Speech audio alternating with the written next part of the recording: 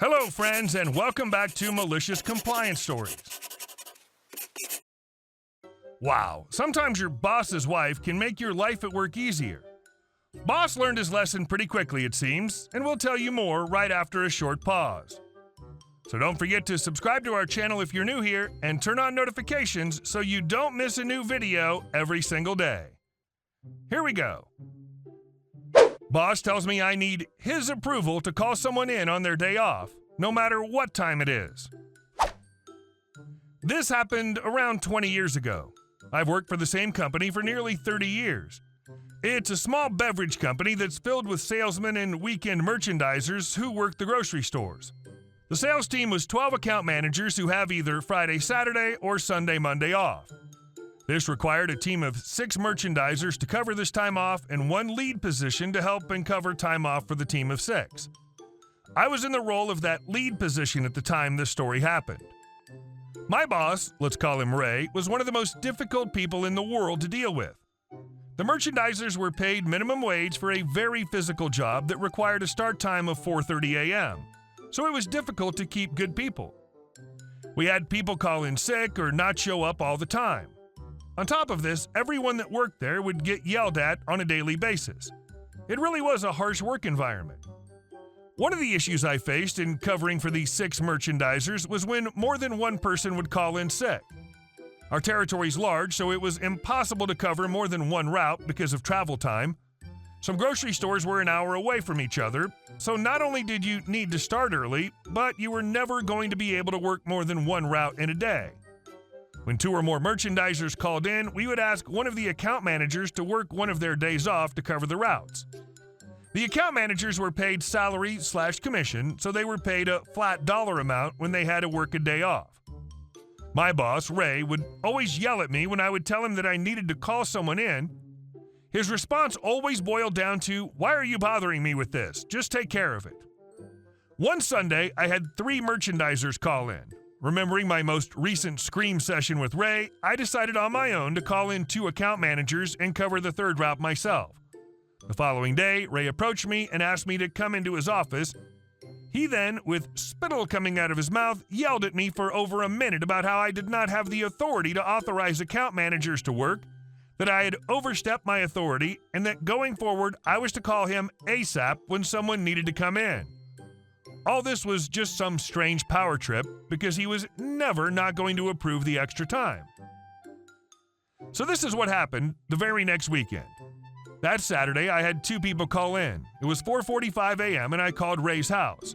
The phone rang for a while and a lady answered the phone. It was Ray's wife. I asked her to speak with Ray. She then proceeded to yell at me on the phone for calling her that early in the morning. It was almost as rough a chewing as I'd received from Ray. She then handed the phone to Ray. "Yeah? I need to call someone in to cover a route." "Okay." And then he hung up the phone. That following Monday, I figured I was going to get another chewing. Ray called me over to him by the coffee and very calmly whispered in my ear, almost shy like, "Yeah, can you make that call going forward bringing people in? No need to call me anymore." I realized that Ray had gotten one of his own scream sessions from his wife. Do not wake the wife. And our second story. Remake the whole order? You got it. Worked at a crazy popular restaurant with a huge outdoor deck on the ocean. It was a river leading to the ocean, but as we said in the South at the time, don't let the truth get in the way of a good story. The place was right next to the cruise ship terminal, so we'd literally watch thousands of people disembark and hundreds head for our restaurant at the same time. Needless to say, we'd be packed with a line out the door at these times. A group of 6 comes in and we want to sit on the ocean. Okay, you and everybody else. I tell them it's a 30 to 45 minute wait unless they want to eat indoors, which is quicker. They grumble, but they can see that we're swamped and begrudgingly accept the pager I give them, insisting they need to sit on the ocean. You're willing to wait? No worries.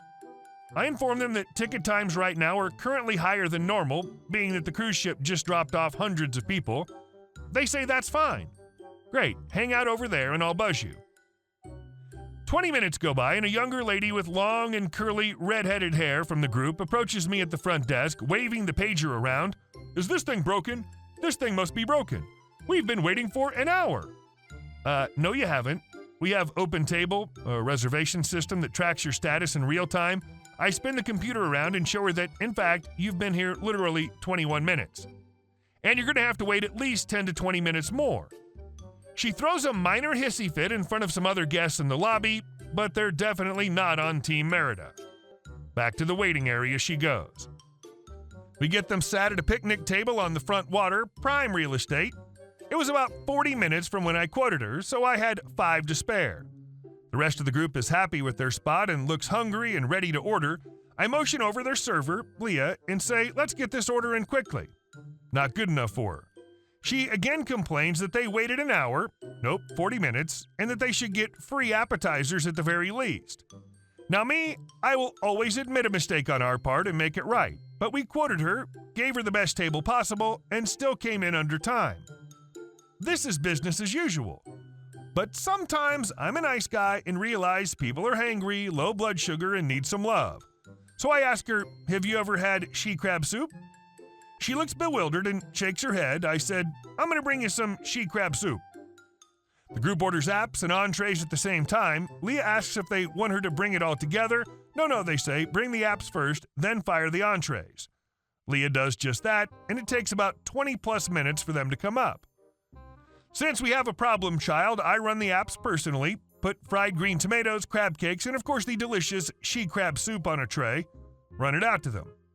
Drop the apps on the table, and like a scene in The Matrix, I watch one of Brave's curly red 10-inch hairs slow-mo fall from her own head into the bowl of soup I've just presented her.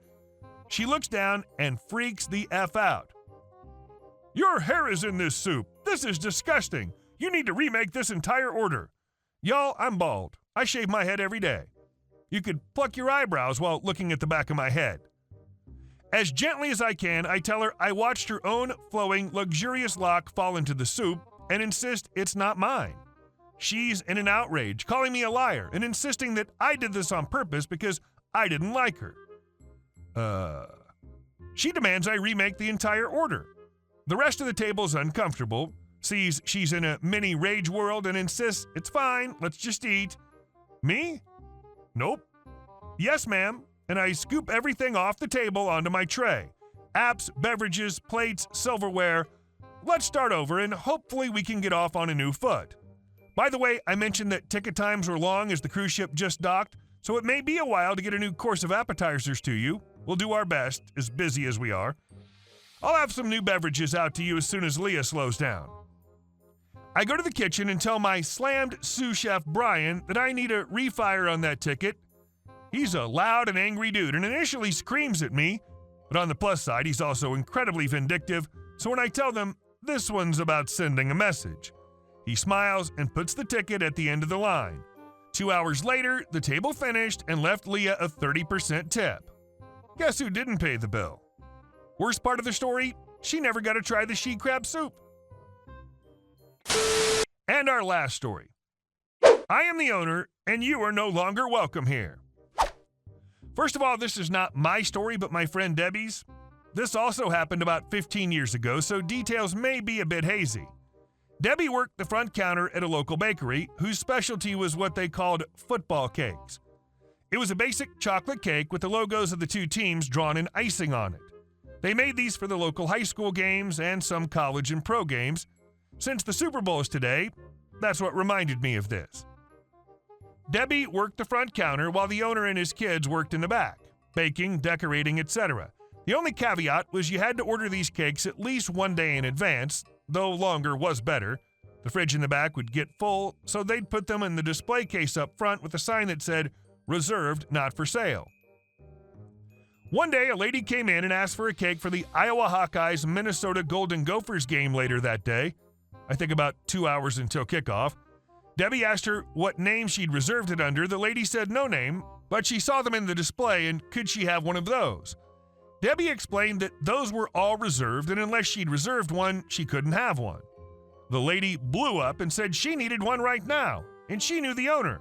And unless Debbie sold her one, the lady would get her in trouble, maybe even fired. The owner heard all of this and came up front and asked what was going on. The lady said that Debbie was being unhelpful and wouldn't sell her the cake. The owner asked if she had one reserved, and when she said no, he said, "I'm sorry, but we need at least a day reservation to make it." The lady again didn't like it and began yelling at him, saying she knew the owner and would have all their jobs.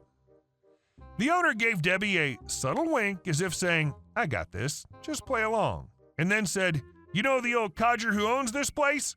When you see him, tell him I'm sleeping with his wife, and I'm sure she screams out my name during sex." Debbie said it took every ounce of self-control she had to not bust out laughing at this point. The lady said, "I'm sure he doesn't want to hear that, and if you sell me the cake I want, I won't tell him." The owner said, "Tell him all you want, but you're not getting that particular cake. If you want another one, I'm sure I can find something else for you."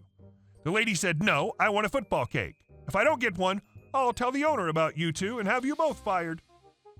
The owner finally gave up the ruse and said, "I'm the owner. I've never seen you before. And with luck, I'll never see you again. Please leave my establishment."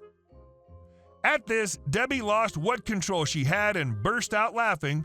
When the lady turned to look at her, Debbie nodded vigorously as if to say, "Yeah, he's the owner." The lady then turned bright red and bolted out the door, never to come back again. I missed that bakery. I used to get all my birthday cakes there, and when I went to go pick it up, the owner would always come up front with a spoonful of whatever frosting he was making at the time for me and tell my parents to reserve me the upper left corner piece because he'd put a real treat in it, either a dollop of extra chocolate or a strawberry or something similar. When he retired, he gave the bakery to his children, 2 sons and a daughter, and the quality went downhill as they substituted his ingredients with the cheapest substitutes they could find. When he died a few years after that, it was said that he died after seeing how his kids ruined his bakery. Hey guys, thank you all for watching the video. I'll see you in the next one.